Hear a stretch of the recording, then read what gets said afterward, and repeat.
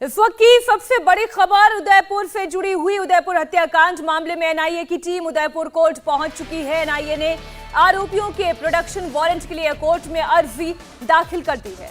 Warrant मिलने के बाद एनआईए की टीम दोनों आरोपियों रियाज और गौस को जांच के लिए अपने साथ ले जाएगी। बताया जा रहा है कि पूछताछ और जांच का केंद्र एनआईए जयपुर रखेगी।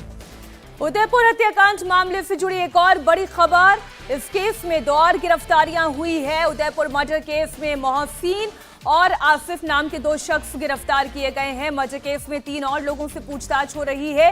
इंजरी रिपोर्ट मिलने के बाद एसआईटी ने धाराएं बढ़ा दी हैं और हथियार मिलने के बाद आर्म्स एक्ट जोड़ा गया है। साजिश का मामला आने के बाद 120 बी को जोड़ा गया। धारा 307, 326 भी एफआईआर में जोड़ी गई है। तो एक और एसआईटी है जो स्पेशल इन्वेस्टिगेशन टीम है, लगातार इस पर काम कर रही है, छापेमारी कर रही है, धरपकड़ की जा रही है। लेकिन उसी तरह से इसके जो तार निकल कर आए हैं, ना सिर्फ बल्कि पाकिस्तान के साथ बाकी किन और मुल्कों के साथ जो आईएसआईएस का भी इसमें जिक्र हो रहा है, जिससे इन्फ्लुएंस थे ये तमाम लोग और किस तरह से उसके मॉड्यूल के हिसाब से काम कर रहे थे, इसकी जांच के लिए एनआईए भी इसमें लगी है। लेकिन फिलहाल बड़ी बात है कि ये सिर्फ 2 लोगों का मामला नहीं है। बताया जा रहा है कि इस ग्रुप में करीब 1 दर्जन लोग शामिल थे, जिनमें से अब तक दोनों के अलावा 3 गिरफ्तारियां यानी कुल 5 गिरफ्तारियां अब तक हो चुकी हैं। गौनिका अरोड़ा हमारी सहयोगी संवाददाता लगातार इस खबर पर नजर बनाए हुए हैं, राजस्थान से हमारे साथ जुड़ी हुई हैं। गौनिका, पहले तो कौन कौन सी धाराएं जोड़ी गई हैं, कुल कितनी गिरफ्तारियां हुई है, पूरी डिटेल दें। देखिए, अब तक इस पूरे मामले में 5 गिरफ्तारी हुई है। रियाज, गौस के अलावा बाबला, इसके अलावा मोहसिन और आसिफ। अब इन 2 लोगों को गिरफ्तार किया गया है और अभी भी पुलिस और लोगों से पूछताछ कर रही है, उन लोगों की भी तलाश कर रही है। और इस पूरे मामले में जो धाराएं जोड़ी गई हैं, फिलहाल मोहसिन और आसिफ को जो गिरफ्तार किया गया है उसमें 120 बी, 307, 326 ये धाराएं इसमें जोड़ी गई है। और 326 तब जोड़ी जाती है जब एक गंभीर कृत्य किया होता है इस तरीके का। और इस पूरे मामले में क्योंकि 1 दर्जन से ज्यादा लोग शामिल हैं जो इस पूरी प्लानिंग में शामिल थे, 2 जो डायरेक्ट थे वो रियाज और गौस थे जिन्होंने जाकर इस हत्या को अंजाम दिया। लेकिन उसके पीछे ये जो षड्यंत्र चल रहा था, प्लानिंग चल रही थी, पिछले कई दिनों से चल रही थी। बाकायदा कई लोग रेकी कर रहे थे, कई लोगों ने धमकी जाकर दी थी कन्हैया लाल को। और इसके अलावा एक और शख्स उदयपुर का ही है जिसको धमकियां मिल रही थी। और पुलिस अब धीरे धीरे सारी कड़ियों को जोड़ते हुए, एसआईटी की टीम जांच करते हुए अब और लोगों की गिरफ्तारी भी कर रही है। और आर्म्स एक्ट भी इसमें जोड़ा गया है क्योंकि इन लोगों के पास से हथियार भी बरामद हुए हैं। कल भी 2 खंजर जब पुलिस ने बरामद किए थे, जो रियाज और गौस ने इस्तेमाल किए थे, उसके बाद अब कौन कौन से हथियार इन लोगों के पास और हैं और कितने कितने लोग हैं और कहां ये है, इन सारी चीजों की जांच अभी से एसआईटी गौनिका बता रही कि और लोगों की तलाश की जा रही है।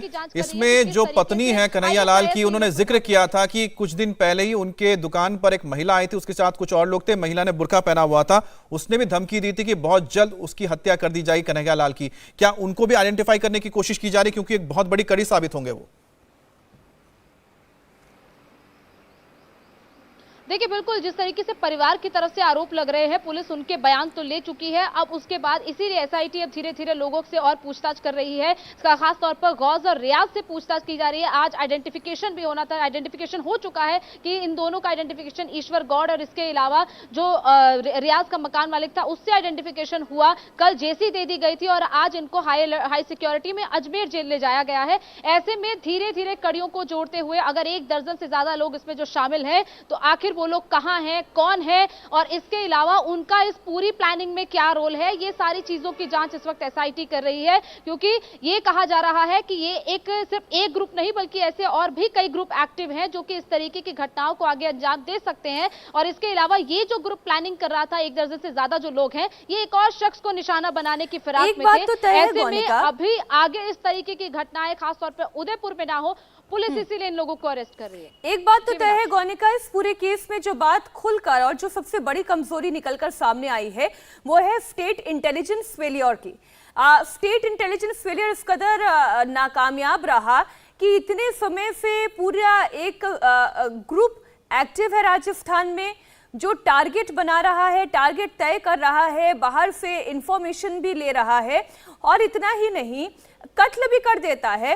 वो भी बार बार पुलिस को इंटिमिडेट करने के बाद ये कहा गया कि जान को खतरा है, इसके बावजूद पुलिस ने उसे सीरियसली नहीं लिया। तो बहुत बड़ा स्टेट इंटेलिजेंस फेलियर तो है।